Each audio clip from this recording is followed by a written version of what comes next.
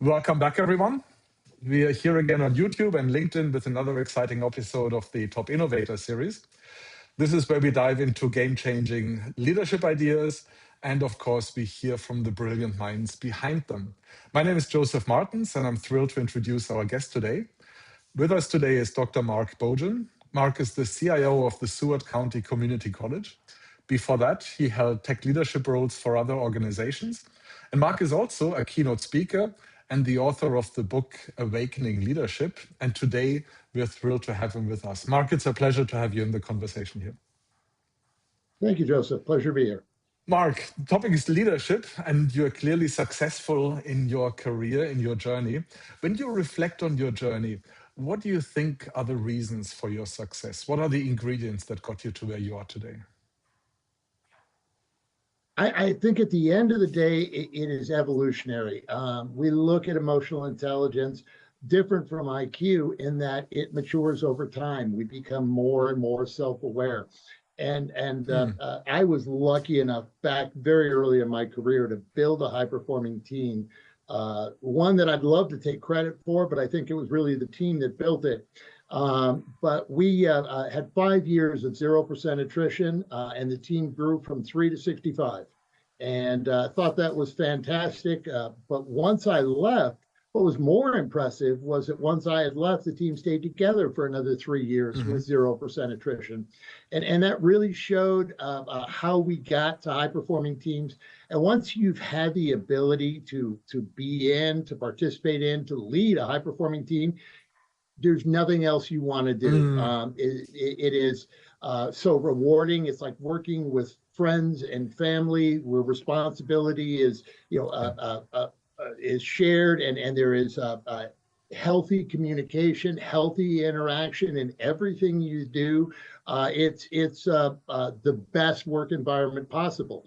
And of course, you knock it out of the park on a regular basis. So the wins are in addition to just the environment, incredibly rewarding. So that became kind of a life journey of mine to pursue. How do we build an environment like that? Well, that opens up the next question, Mark, right? How do we? So what are some of the things that you pay attention to when you build these high-performing teams? Well, and I think it's evolving.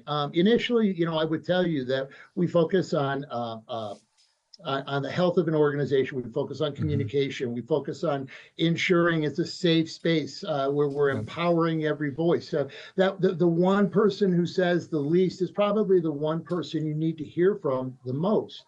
And we need to figure out why they stifle, why they're not comfortable in communicating. In a male-dominated environment such as IT, especially where we have dinosaurs like me that have been around for way too long, there's a tendency to say, that's not going to work, or that's a dumb idea, or I've tried that, it didn't work. And the leader has to create an environment where we can not stifle that, but at least protect the recipients of that kind of feedback and say, well, it didn't work for you, but let's try their idea. It goes with some of the more developed principles we see around Agile, where we have divergence, convergence. In divergence, we rip apart an idea. In convergence, we bring it together.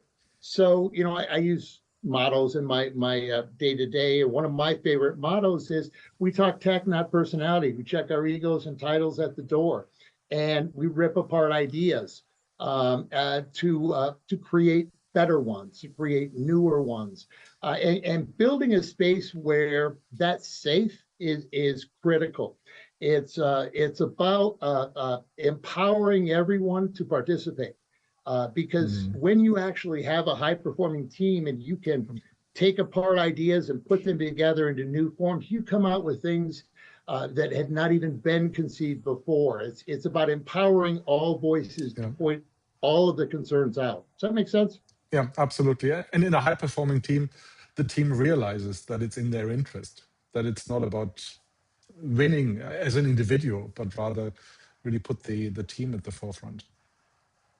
But exactly. But one of the critical points is that leadership is about ownership. The leader has to create an environment where they are responsible. It's not about being right. It's about being responsible. It's about creating an environment where the team owns success is the team's, failure is mine. You know, and if we can eliminate that fear of failure, that place where, you know, I mean, fear consumes bandwidth. It literally eliminates innovation, and innovation only appears once fear exits the system. So the leader's responsibility is to own it. You know, here at Seward, you know, we deal with a philosophy where I tell the president and the CFO, hey, it's a single throat to choke. There's no blame past me. Anything goes wrong, it's my fault. But then we focus on two critical aspects. One, how do we fix it? And two, how do we make sure it doesn't happen again? Yeah. And that's the area where we succeed. Yeah. I was at a company, and real quick, I was at a company in Baltimore, an engineering firm, and I've been doing in change management, and the power of ownership really came out in that after about a year of one of the folks feeling like they were, you know, their mistakes had been public as we were trying to correct their mistakes, I screwed up.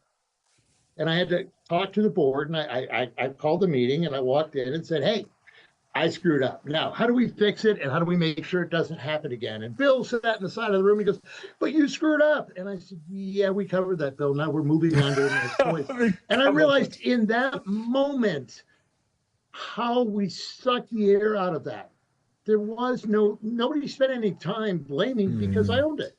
Yeah. It was complete and unadulterated a transition where the mistake was mine. Yeah. Fair enough. Yeah. Now, how do we fix it, and how do we make sure it doesn't happen became the mantra of the meeting. And I think Bill tried 3 more times to say, well, you screwed up. And we said, yeah, been there, done that, covered it. Let's move on. And we didn't spend any time with the blame game. We didn't spend any time spinning it. It was very blatant. Let's fix it. And that has been so powerful. Yeah, and another powerful part about that move is, of course, it makes it easier for other people also to step into that space. And if they have a contribution in that, they can add that. Well, what happens in that is that the team starts to find that mistakes, failures are something, they're not issues, they're data points. And if we're not making mistakes, we're not innovating. Yep. So it is okay to make a mistake. I think Bill Gates once said, I never learned anything from success. And that is critical. You know, we only learn from the failure. But, you know, psychological safety, it's not about comfort, it's about capacity. Yeah. When we take away that fear, we have the capacity to do so much more. Let me take another look at your leadership journey from a totally different perspective. I'm sure you had mentors, trusted advisors, role models, people who followed you on your journey. When you think of those, what's some advice, or what's maybe a practice or a behavior that you saw in someone else, heard from someone else, and it really sticks with you? Something that touched you, or what is important to you? I think the biggest thing that I learned was, number one, it's okay to be wrong. You know, I used to joke many years ago. I'd say, oh, yeah, I was wrong once. I thought it was going to rain in 1998 and instead it drizzled. So I have been wrong before. But the real shift that I had was in becoming mature and becoming a better leader was moving from being right to being responsible. And it's okay to be wrong, and it's okay to criticize. My ex-wife used to make one of my favorite comments. She used to, at a party, she looked over and she goes, yeah, but thank God he isn't as dumb as he is ugly. And I went, I own that. I love that. It's okay. And I tell my teams, I don't mind being an idiot. Your job is to help me not prove it. So every time I'm wrong, you have to show me where I'm wrong and help me not prove how dumb I am.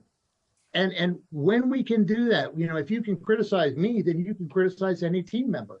And remember, we're not criticizing personality, we're criticizing technology, we're criticizing approach. And so personality doesn't come into it. Does that make sense? Absolutely, absolutely. And it reminds me of the conversation we had just before we went live. I'm going to put a plug in here for the book Awakening Leadership that you wrote. Oh, You mentioned it's a confession, right? And that implies, of course, there are many mistakes in there. Say something about that, Mark. well, yeah, I mean, it is. Awakening Leadership is out now on Amazon Kindle. It's out in print. It is.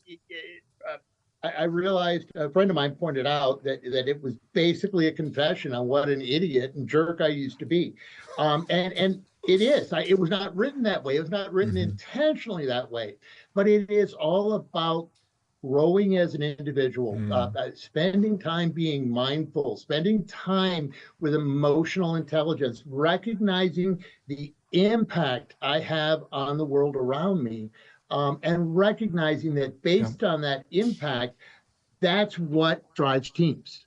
Mm-hmm. And honestly, a friend pointed out, real quick, this gal pointed out to me that I was unable to see and was operating on programming such that she wanted to see the Notebook. And, well, I don't see chick flicks. I'm a guy. And she left me pondering it enough that night I had to fly to Heathrow Airport, and the Notebook was for sale at the book stand. So I bought it and I read it. And I got back and I had to confess to her, hey, Nicholas Sparks, not for me, too flowery, too wordy. The story, yeah, it was actually really good. I really enjoyed the story. Okay. And once you make that kind of transition, that we're not going to have knee-jerk reactions to our programming. We have to be conscious. We have to understand, why did we react that way, and therefore, is that a fair reaction? And that's where you start the journey. That's where you start reflecting. That's where you start growing as an individual. And it became this philosophy that growth isn't measured by perfection. It's measured more by the speed of repair. It's measured by how quickly can I recognize my own flaws, and then how quickly can I respond to them. Mm-hmm. Does that make sense? Yeah. Yeah. Nice. Mm-hmm. Now, Mark, we talked about the past. I'd like to take a look at today, where you are today. And this is not a question about roles, organizations, or titles, still about your growth journey, as it were. When you look at where you are today, what's an area that you want to focus on? What's an area where you sense there is room to grow? There is a next level for me. There is something more. I think for me, it is. It's a continued growth. What scares me is what I don't know. What scares me is what I don't understand about myself. And what scares me is the things I have not yet identified. I recognize many of my faults, and I accept those that I can't fix, and those that I can fix, I've tried to address. It's not understanding the faults that I don't yet see or I'm not yet aware of. Those are the ones that concern me the most, and seeing the impact that I have on my team on a day-to-day basis, and recognizing that, honestly, mistakes happen, and we regress when issues occur. How quickly do I regress, and what is the impact on the team? We're dealing with a crisis today. What am I doing? How am I reacting to that crisis? Am I stepping on toes as I do? And am I, stifling innovation when that occurs? So it's really, I would not say I'm woke. I would say I'm waking up. I would not say that I've evolved. I'd say that I'm aware of a path to evolution. Interesting. So you talk about discovering more about yourself, or finding out what you don't know about yourself. This quest for blind spots is really hard, right? Because most of them we discover by accident. Do you have any insights on how to go about that intentionally or systematically even, or yeah? Yeah, a lot of the book is written on a set of exercises that I recommend about spending time reflecting. I honestly, in my career, you mentioned you're from DC. I spent 25 years in DC. And I don't think, honestly, I missed out on much of my kids. I missed out on much of of what life has to offer, because I was spending the 2.5 hours in the car on the way to work every morning, 2.5 hours on the way home. Yep. I never had time to sit down and reflect. I'm sorry, I never made time to sit down and reflect. And that is the critical nature. You know, we talked today about communication, and at one time I used to go to HR training, and we would walk out of conflict resolution or communication training from HR and go, oh, thank God that's over. Now I can go back to being me. And we would go home to the people who matter the most, because for being the idiot we were when we started the training, because we didn't integrate it into our life. We didn't see the value of it. And, you know, so it's a question of taking the time to reflect, to understand, how did I do today? Because at the end of the day, leadership is it's evolutionary, but it is not static. It's dynamic. It's not permanent. I'm sorry, it's not permanent. We regress. Leaders, we're not immune to regression. It's a question of how fast do we recover from it? How fast do we understand it? And how fast do we take action on it? We're not immune to mistakes. It's a question of how quickly can we realize our mistakes and take ownership. You know, I have had somebody say to me on a call, hey, I think you might have stepped on a toe there. And I will directly call up the individual I stepped on a toe with and say, hey, apologies, it was not intentional. What can I do to make it up to you? Owning that is critical. And owning, and that's what I say about leaders being responsible, is being responsible for the impact we have on the world. And if we can recognize our impact, then own it and take action. We can't always repair it, but what we can do is address it. So, you know, to me, growth isn't measured by perfection. It's measured by how quickly can we repair things. Yeah. That takes effort. You say it takes reflection. It really takes some focus, right? And a very strong. It's about mindfulness, about emotional intelligence. I started to say that, you know, we used to learn about communication. Communication was sender-receiver models and translations. You know, I'm going to communicate an idea. I translate it. I send it off to you, and then you translate it, decrypt it, and then you understand it, and then you respond. And we've seen studies that say that 85% of the population responds, listens for how they're going to respond, not for what is being said. We have to be mindful in everything we do. If I am not present in this conversation with you right now, if I'm still thinking about the moronic conversation I had with my boss 20 minutes ago, I'm not present here, and we are not having a conversation, okay? I need to let that go and be present in this conversation, and we can address this. Does that make sense? Totally. Mark, let me ask you a question about the future now. We talked about past, present, future. If we were to have this conversation again, let's say in 5 years' time, and we are musing about what happened recently in leadership, what has changed, what do you think we'd be talking about there? So this is me asking a complicated way. What do you think is going to change in leadership over the next years? And don't just say AI. If you say AI, tell me how. Oh God, no. Okay, thank you. We can talk about AI, but AI, you know, AI is fantastic, but you know, AI is like talking to a 12-year-old girl. My daughter, she was so bluntly honest with 12-year-olds. I mean, she will tell you your faults in a second, and it will hurt, but it'll be honest. AI is very much the same. It can identify our weaknesses, but does not make us better. I would honestly say that I hope that in 5 years, if we were to have this conversation, I will make fun of how immature I was and how far I had to go when we had this conversation today, because that means that I've continued to evolve. I like it. That's consistent to what you said before, Mark. And it was not a consistency check, but it still sounds like there is a clear path in that. Yeah. You know, when we started, you know, we talked about some of the other podcasts I've done, and in many of the podcasts, I will have one of my managers come in and listen into the podcast, because I want them to keep me honest, and I want them to tell me if I'm you know, not walking the walk of what I'm saying. and they have a copy of my book. And honestly, if they can point out where I'm wrong, I encourage it. As I say, I don't mind being an idiot. Yeah. I hate proving it. All I need is for people to help me recognize where I'm wrong so we can be better. Yeah. My job's not to be right. It's to be responsible for the emotional climate and the results it produces. Yeah. And my impact on that climate. Yeah. Got it. Mark, let me ask you a last question and then we're going to land the plane here. If there was a change that you could make to how many leaders lead their organizations, what would that be?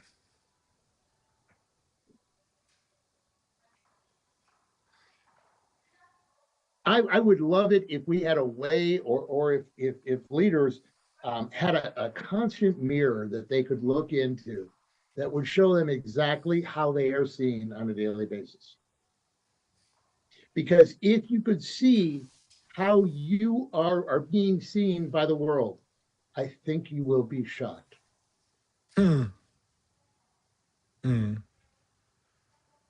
Wow. Yeah. Yeah. Mark, thank you so much. I'm just pondering this at the moment here. Thank you. It's been a pleasure having you in the conversation. Much to reflect Thank you. on. I've Thank you. enjoyed. To everyone else out there, make sure to like, share, and subscribe. Join us again for our next podcast. And most importantly, make sure to keep your brain cells active.